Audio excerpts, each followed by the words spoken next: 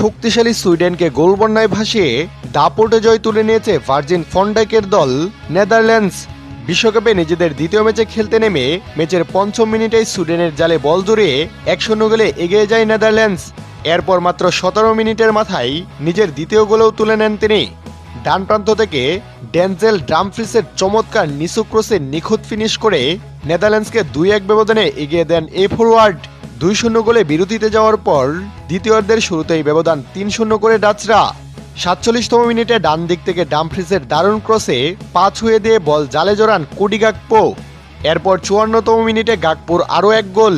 বদলি হিসেবে মাঠে নামার পর থেকেই দুর্দান্ত খেলেছেন ক্রিকেন্সিও সামারভিলে। বাম দিক দিয়ে দুরন্ত গতিতে এসে তিনি নিখুঁত একটি পাস বাড়িয়ে দেন গাকপোর পায়ে। গাকপো বল নিয়ন্ত্রণে নিয়ে ভেতরের দিকে কাট করেন। তারপর জোরালো শটে বল পাঠিয়ে দেন নিচের বাম কোণে। গোলরক্ষকের কোনো সুযোগই ছিল না। তবে ম্যাচের 59তম মিনিটে গিয়ে একটি গোল পরিশোধ করে সুইডেনের হয়ে নেদারল্যান্ডসের জাল কাপান ফরওয়ার্ড ইলানজা।